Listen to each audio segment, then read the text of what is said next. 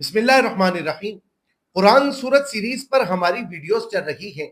आज सूरत नंबर 9 है। सबसे पहले, क्या आप इस चीज के बारे में जानते हैं कि सूरत तौबा के शुरू में बिस्मिल्लाहिर्रहमानिर्रहीम क्यों नहीं लिखी और पढ़ी जाती? क्या आपको इसका शान नजूल पता है? क्या आप ये जानते हैं कि सूरत तौबा का शान वरूद क्या है?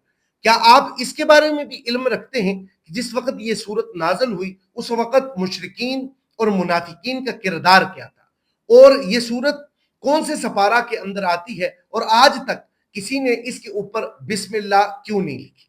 अगर आप नहीं जानते तो आए चलते हैं इस वीडियो के ऊपर। सबसे पहले, इस सूरत का नाम तौबा है। तौबा का मतलब होता है बरात का ऐलान करना, किसी चीज से जो है वो किसी चीज को तर्क कर देना, छोड़ देना। और इस सूरह की कुल जो आयात हैं वो 129 हैं। इसके जो रुकू हैं वो 16 हैं, और ये पारा नंबर 10 और 11 के अंदर आती है। मदनी सूरतों में से एक सूरत है।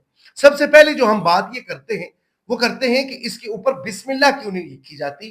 तो यहां पर ये बात ये बता दूं कि सबसे पहले इस सूरह के अंदर जो पहली ही आयत है कि बराअतुम मिनल्लाहि व रसूली, कि अल्लाह रब्बुल आलमीन ने बरात का ऐलान फरमा दिया उन तमाम लोगों ने कि जिन्होंने मायदा किया था और फिर अपने मायदों को तोड़ दिया। और जिस वक्त अल्लाह या अल्लाह के रसूल सल्लल्लाहु अलैहि वसल्लम किसी चीज से बरात का ऐलान कर देते हैं तो फिर आगाज बिस्मिल्लाह से नहीं होता। लेकिन इमाम राजी रहमतुल्लाह अलैह ये चीज लिखते हैं कि अल्लाह के नबी सल्लल्लाहु अलैहि वसल्लम ने चूंकि इस सूरत के ऊपर ना तो बिस्मिल्लाह लिखी ना तो पढ़ी, इसीलिए हम नहीं पढ़ते। तो ये भी सबसे माकूल तरीन जवाब है, और यही हमारा जवाब है, क्योंकि ये बाज मुफस्सिरीन ने ये जो लिखा जो मैंने पहले आपके सामने बयान किया।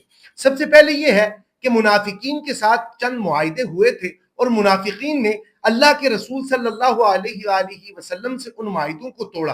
तो लिहाजा जिस वक्त उन मुआहिदों को तोड़ा तो अल्लाह रब्बुल आलमीन क्योंकि वादा खिलाफी के सख्त हैं, तो अल्लाह रब्बुल आलमीन ने वादा खिलाफी के जो अहकामात हैं वो इस सूरह के अंदर बयान किए।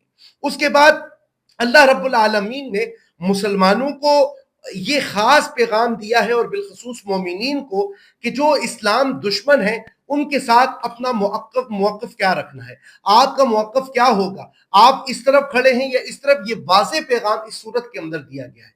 और इसके साथ साथ सबसे पहली ये चीज है कि मुसलमानों में इखलास और कुर्बानी का जज्बा, ये भी इस सूरत के अंदर नुमाया चीज बयान की गई है। और साथ ऐसे भी 3 सहाबियों का जिक्र किया गया है कि जिनसे भी गलती हुई, कोताही हुई, लेकिन उन्होंने अपनी कोताही पर कोई गलत मौक़िफ़ नहीं इख्तियार किया, बल्कि अल्लाह के रसूल सल्लल्लाहु अलैहि वसल्लम को सच्ची बात की। तो फिर अल्लाह ने उन